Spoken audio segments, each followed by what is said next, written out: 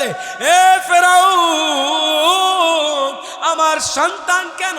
যদি আমাকেও মেরে ফেলো কোনো আফসোস নাই, কারণ এই দুনিয়ার দানা পরিমাণ কোনো মূল্য আমার কাছে নাই। আমার রব আমার জন্য যেই ফায়সালা করবেন, আমার রব যদি আমার মৃত্যুই করায়ের মধ্যে লেখে থাকে, আমি সেটাতেই খুশি। তুমি যা খুশি করো, ঈমান আমি ছাড়তেছি না। বলেন না সুবহানাল্লাহ। আল্লাহর বান্দি ঈমানের উপর অটল থেকে, ঈমানের উপর অবিচল থেকে আল্লাহর বান্দি ওই কড়াইয়ের মধ্যে পুরে ছারখার হয়ে গেছে। ওই কড়াইয়ের মধ্যে পোড়া যেই হাড্ডিগুলা ছিল, এই হাড্ডিগুলাকে একত্রিত করে এক জায়গায় মাটির মধ্যে পুঁতে দেওয়া হয়েছে।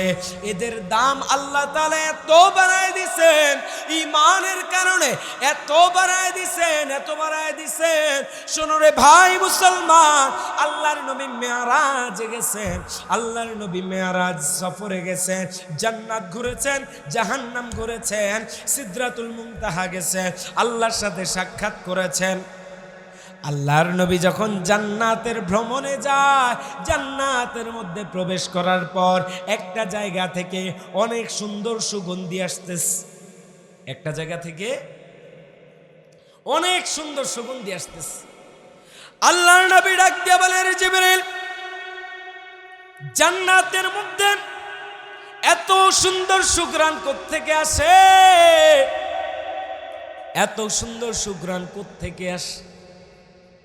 জিবরিল ডাক দিয়া বলে, আল্লাহর নবী জিবরিলকে ডাক দিয়া বলে, এত সুন্দর গ্রান কি মিশকে আম্বরের গ্রান? জিবরিল বলে, না না না, ও রাহমাতুল লিল আলামিন, এটা মিশকে আম্বরের গ্রান না। আপনি কি জানতে চান এটা কিসের গ্রান? বলে, হ্যাঁ। বলে, ওই যে ফেরাউনের দাসী আল্লাহর প্রতি ঈমান রাখার কারণে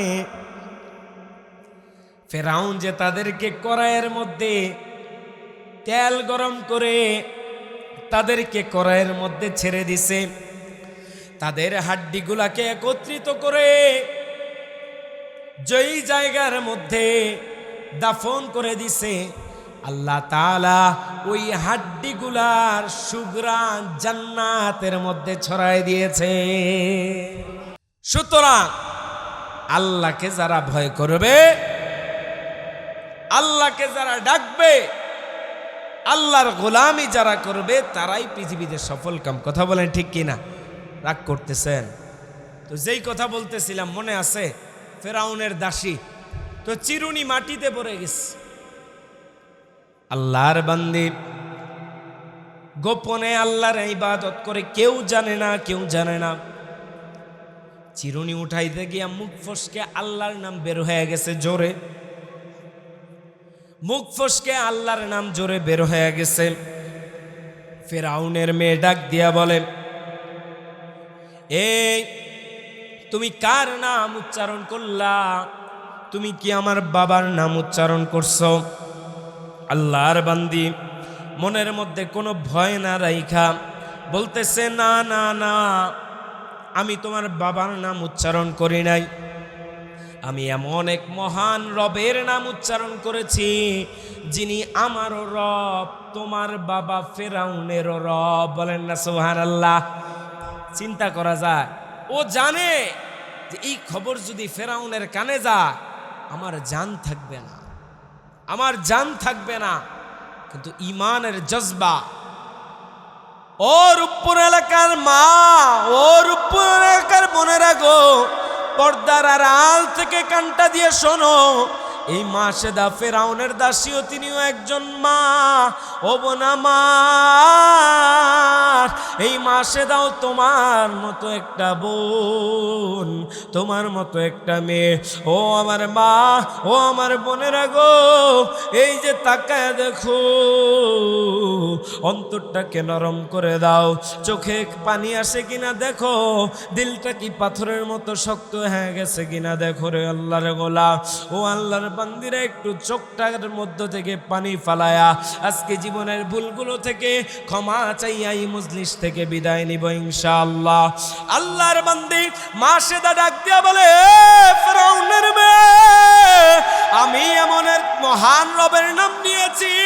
যিনি আমারও রব, তোমার বাবা ফেরাউনেরও রব। ফেরাউনের মেয়ে একটা দৌড় মারছে, ডাক দিয়ে বলে, ও বাবা, তোমার রাজপ্রাসাদে বসে তোমার দাসী তোমাকে রব হিসাবে মানে না। সে নাকি কোন এক রবকে ডাকে, যিনি নাকি তারও রব তুমি ফেরাউনেরও রব। ফেরাউনের মাথা গরম হয়ে গেছে। হায় হায় হায় হায়, আমি সবার সামনে বাদশাহ হিসাবে থাকি, আমার বাদশাহী পুরা এলাকা ভরে চলে, অথচ আমার রাজপ্রাসাদের আমার দাসী নাকি আমাকে রব হিসাবে মানে না। তাড়াতাড়ি ডাকো, হে মাসেদাকে সামনে নিয়ে আসো। মাসেদাকে সামনে নিয়ে আসা হলো। মাসেদাকে ডাক দিয়া বলে, হে মাসেদা, তুমি নাকি আমাকে বাদ দিয়ে অন্য এক রবকে মানো, তোমার রব আবার কে? আমি তো বড় রব।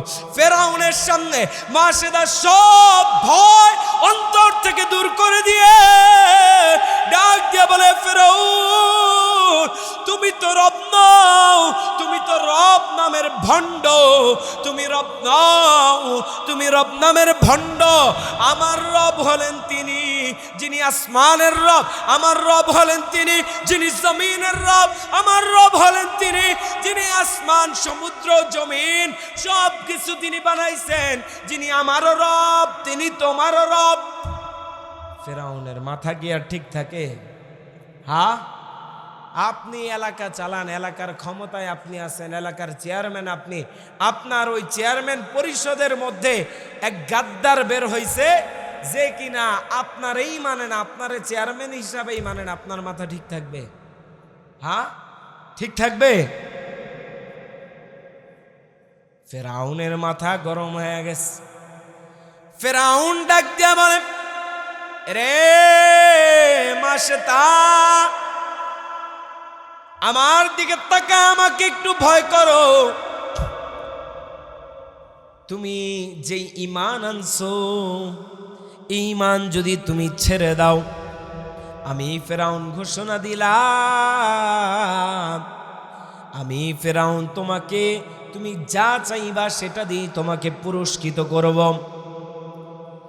আল্লাহর ওই বান্দি ফেরাউনের কথা শুনে হাসে আর বলে, হাসে আর বলে, ডাক দিয়া বলতেছে, রে ফেরাউন, আমাকে পুরস্কারের লোভ দেখে লাভ নাই, তোমার ওই পুরস্কারের মজা আমার কাছে নাই, আমি আমার মাওলার প্রেমে মজে গেছি। বলেন না সুবহানাল্লাহ।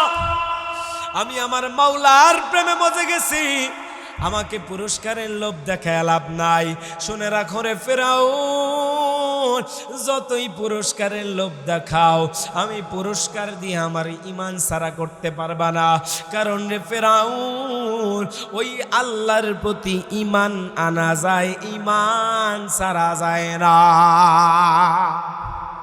আরো জোরে বলেন না সুবহানাল্লাহ। ফেরাউন ডাক দিয়ে বলতেছে, না না না, এরে ভালোভাবে কথা বললে তো কথা শুনবে না। ফেরাউন ডাক দিয়া বলতেছে, এরে মাসেদা, পুরস্কারের কথা বললাম তোমার ভালোর জন্যই, তোমার সুবিধার কথা বলতেছিলাম। তুমি যা চাইবা, তুমি যদি আমার কাছে আজাদি চাইতা, আমি সারা জীবনের জন্য তোমাকে আজাদ করে দিতাম, মুক্ত করে দিতাম। কিন্তু না না, তুমি তো আমার কথা শুনতেছো না, তোমাকে ভালো কথা দিয়া কাজ হবে না। শোনো, তোমাকে এবার বলি, ঈমান যদি না ছাড়ো, তোমার কোলের মধ্যে সন্তান আছে, তোমার সামনে আরো 2টা সন্তান আছে, সবগুলা সন্তানকে আমি আগুন জ্বালায়া কড়াইয়ের মধ্যে তেল গরম করে সবগুলা সন্তানকে ওই তেল ভর্তি কড়াইয়ের মধ্যে ছেড়ে দিব। ফেরাউনের এই কথা শুনে আল্লাহর বান্দি ডাক দিয়া বলে, ফেরাউন রে, শুনে নাও, লোভ দেখাইছো তাতেও কাজ হয় না, ভয় দেখায়ও লাভ হবে না রে ফেরাউন। এই জীবনের মধ্যে এক ফোঁটা পরিমাণ রক্ত থাকা সত্ত্বেও আমি মাসেদা ঈমান ছাড়ব না। আর জোরে বলেন না সুবহানাল্লাহ। ও পর্দার অন্তরালের মা গো, ও মা, কেমন দেখো ঈমান। ও মা, তুমিও তো একজন মা, তোমরা বড় ধন্য মা, তোমাদের পেট থেকেই তো হযরত আব্দুল কাদের জিলানী বের হইছে, তোমাদের পেট থেকেই তো যুগে যুগে সময়ে সময়ে শাহজালাল ইয়ামানি রহমতুল্লাহি আলাই বের হইছে। ও মা, আগে যেহেতু বের হইছে এখন কেন হয় না? বোঝা যাবে আমরা ওই আব্দুল কাদের জিলানির মার মতো মা এখনো হইতে পারি নাই। কথা বলেন ঠিক কিনা? আমরা ওই শাহজালাল ইয়ামানি রহমতুল্লাহি আলাইহির মার মতো মা হইতে পারি নাই। হযরত আব্দুল কাদের জিলানী রহমতুল্লাহি আলাইহি নিজের মায়ের পেট থেকে 18 পারার হাফেজ হইয়া দুনিয়ায় বের হইছে। বলেন না সুবহানাল্লাহ। এগুলা কেমনে কেমনে? এমনি বের হইছে। বর্তমানে খুঁজে পাওয়া যাবে?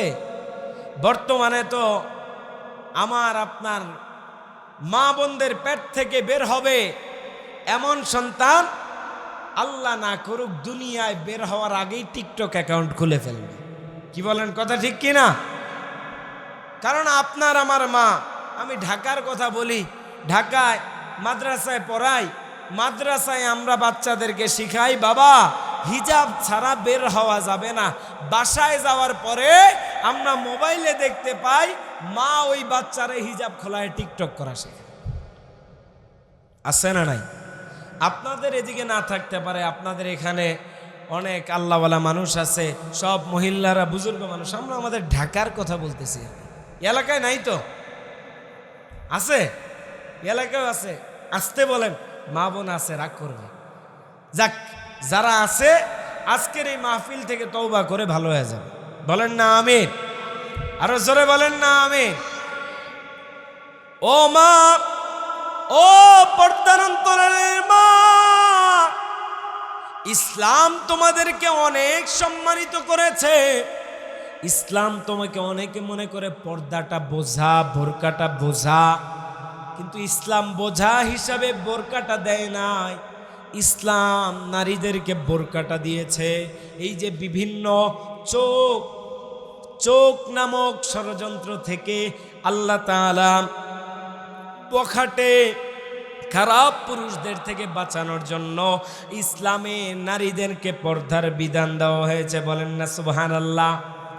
ইসলাম সব সময় চায় একটা নারী সম্মানের সাথে থাকুক, ইজ্জতের সাথে থাকুক, শালীনতার সাথে থাকুক। কিন্তু এই যে হলুদ মিডিয়া নামক এই সাংবাদিকগুলা আপনার আমার মা বোনদেরকে চায় আস্তে আস্তে তাদেরকে অশালীন বানাইতে। কথা বলেন ঠিক কিনা? আমরা আমাদের মা বোনদের ইজ্জত আব্রু রক্ষা করব তো ইনশাআল্লাহ। তো এবার মাশাআল্লাহ ফেরাউনকে ডাক দিয়ে বলতেছে, ফেরাউন কোনো ভয় দেখায় লাভ নাই, কোনো ভয় দেখায় লাভ হবে না। আমাকে যদি মেরেও ফেলো, আমার বাচ্চাদেরকেও যদি মেরে ফেলো, আমি মান ছাড়ব না। বলেন না সুবহানাল্লাহ। এবার মাশাআল্লাহ যখন ঈমান ছাড়ে না, ফেরাউন ডাক দিয়া বলে আল্লাহকে পাওয়ার রাস্তাকে সহজ বানায় দেন। বলেন না সুবহানাল্লাহ। মাশাআল্লাহ আল্লাহকে পাইতে চাইছে, আল্লাহকে রব হিসাবে মানছে, আল্লাহ তাআলা তাকে সাহায্য করতেছেন। কিভাবে সাহায্য? মাশাআল্লাহ চোখের সামনে দুইটা সন্তানকে কড়াইয়ের মধ্যে ফেলে দিয়ে মেরে ফেলা হয়েছে। মাশাআল্লাহ ঈমান ছেড়ে দিবে ভাব, আল্লাহ তাআলা কুদরতি ফয়সালা করে দিলেন। আল্লাহ তাআলা আরেকটা সন্তান মাসে তার কোলের মধ্যে দুধের সন্তান এখনো বুকের দুধ খায়, জবান খুলে নাই। আমার আল্লাহ তাআলা কুদরত দিয়া যেই বাচ্চা কথা বলতে পারে না, কুদরত দিয়া আল্লাহ তাআলা ওই বাচ্চার জবান খুলে দিয়েছে। আর জোরে বলেন না সুবহানাল্লাহ। কেমন ঈমানের দাম কেমন!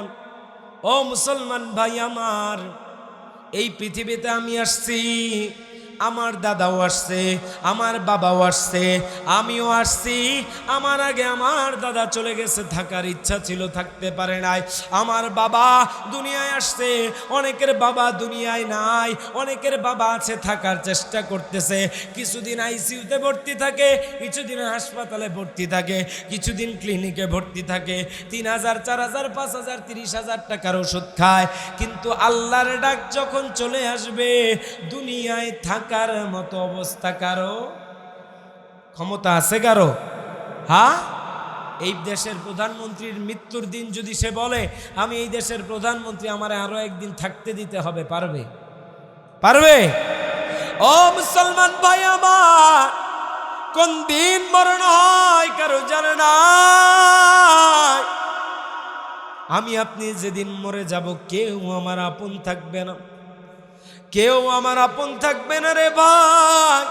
বিশ্বাস করো, লিখে রাখো, যে স্ত্রীকে ছাড়া রাতের বেলা ঘুমাইতে পারো না, তুমি যদি আজকের রাত্রে গিয়া মরিয়া যাও, এই স্ত্রী তোমার লাশের কাছে আসবে না। এই স্ত্রী তোমার লাশের কাছে আসবে না। তাড়াতাড়ি বলবে, ঘর থেকে তাড়াতাড়ি লাশটাকে বের করো, তাড়াতাড়ি লাশটাকে বের করো। ও আল্লাহর গোলাম, কথা যা বলতেছি অন্তরটা নরম করে শোনো। দেখো 2 ফোঁটা চোখের পানি পড়েনি, একটু পরে মোনাজাত হয়ে যাবে।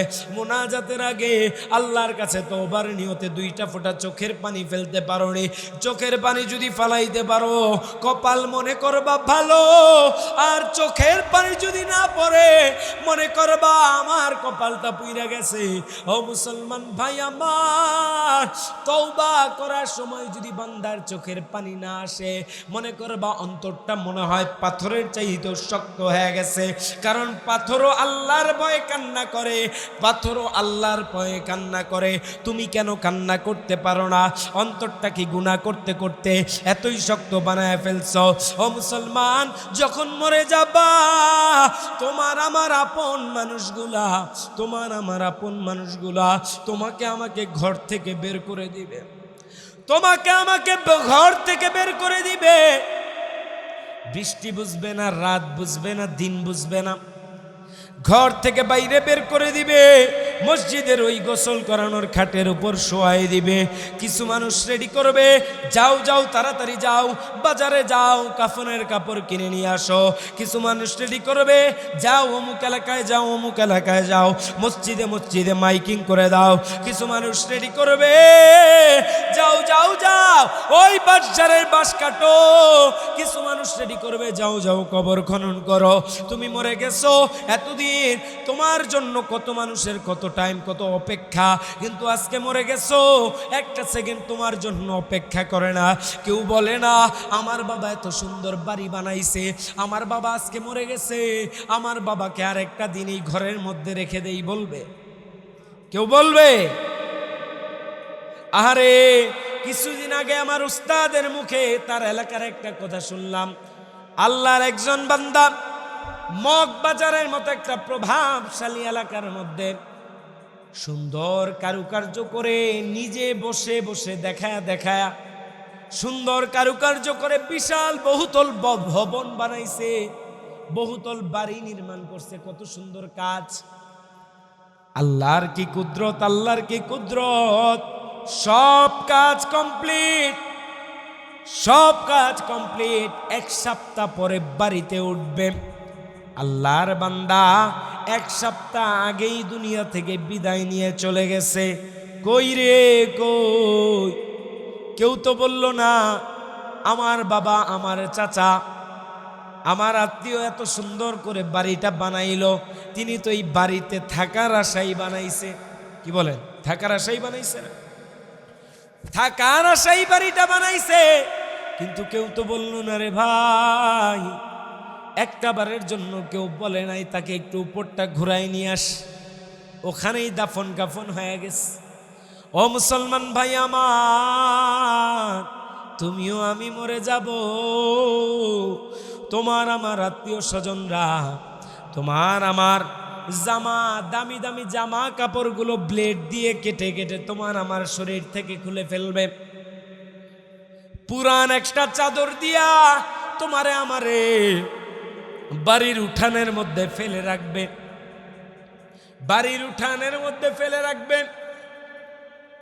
এতদিন পর্যন্ত যেই বন্ধু বান্ধব গুলা তোমার আশপাশ কখনো ছাড়তো না, তাকায় দেখবা ওই বন্ধু বান্ধব গুলা এখন আর তোমার লাশের কাছে আসতে চায় না, লাশের কাছে আসতে চায় না। তাড়াতাড়ি কই গোসলের লোক খবর দাও, গোসলের জন্য মসজিদের ইমাম সাহেবকে খবর দেওয়া হবে। ইমাম সাহেব এসে বড়ই পাতার গরম পানি দিয়া গোসল করায় দিবে, জীবনের শেষ গোসল করায়া তোমাকে আমাকে লাল নীল হলুদ সবুজ কোন রঙের জামা পরাবে না, তোমাকে আমাকে কম দামি সাদা কাফনের কাপড় পরায় দিবে। সাদা কাফনের কাপড় পরা তোমাকে আমাকে শেষ বিদায়ের জন্য মসজিদের চারপাওয়ালা খাটিয়ে শোয়া বাড়ির মানুষকে ডাক দেওয়া হবে, রে তোমার বাড়ির লোক চলে যায়, শেষ বিদায়টা দিয়া যাও। বাড়ির মানুষ আসবে, একে একে তোমার আমার চেহারার মধ্যে হাত বুলাবে, ডাক দিয়া বলবে বাবা, ডাক দিয়া কইবে এরে সন্তান আমার, তুই আমার কথা শুনতি না, মাঝে মাঝে শাসন করার জন্য তোরে অনেক বকা দিস, কিন্তু কখনো চাই নাই রে সন্তান তুই আমার থেকে দূরে সরে যাবে, আমি বাবা তোরে ছাড়া থাকতে পারবো না রে সন্তান, তুই চলে যাচ্ছিস, আমারে আর বাবা বলে কে ডাকবে? বাবা ডাক দিয়া বলবে আয় রে বাবা আয় আয়, আমার কোলে ফিরে আয়, আমি কথা দিলাম আর কোনোদিন বাবা তোরে বকবো না, আর কোনোদিন বকবো না। মায় ডাক দিয়া বলবে রে সন্তান, সারা জীবন দোয়া করলাম আল্লাহ যাতে আমার আয়ুটা দিয়া তোরে বাঁচায় দেয়, কিন্তু তুই আমার আগে কেন চলে গেলি? এই দিন তো আমি দেখতে চাই নাই রে সন্তান, আয় আয় আয়, আমি আর তোর কাছে কোনো কিছু বলবো না, কোনো আবদার করবো না, একটাই আবদার রে সন্তান, তুই আয় ফিরে আয়, আমারে মা বইলা শুধু ডাক দে। আপনার আমার গলা জড়ায় ধইরা আপনার আমার স্ত্রী ডাক দিয়া বলবে স্বামী আমার, গতকাল রাত পর্যন্ত আপনার গলা জড়ায় ধইরা ঘুমাইছি, ও স্বামী আমার, আজকে থেকে আমি কার সাথে ঘুমাবো গো স্বামী? আসেন না, ফিরে আসেন, আপনার সাথে অনেক বেয়াদবি করেছি, আমি ক্ষমা চাইতেছি, আর বেয়াদবি করব না, আমার সাথে থাকেন। আপনার আমার সন্তান আপনার আমার গলা জোড়া কান্না করবে, বাবা গো এই পৃথিবীতে তুমি আমার একটাই বাবা ছিলা, তুমি আজকে চলে যাচ্ছ, আমি আর কারে বাবা বইলে ডাকবো, কারে বাবা বইলে ডাকবো? তুমি চলে গেলা, সবাই কান্নাকাটি করে আপনাকে আমাকে শেষ বিদায় দিয়া দিবে রে ভাই। ওই যে বাড়ির মেন দরজা দিয়ে আপনাকে আমাকে বের করবে, বিশ্বাস করেন গো ভাই, আর কোনো দিন আপনাকে ওই গেট দিয়ে ঢোকাবে না, কোনোদিন কোনোদিন ওই গেট দিয়ে ঢুকাবে না,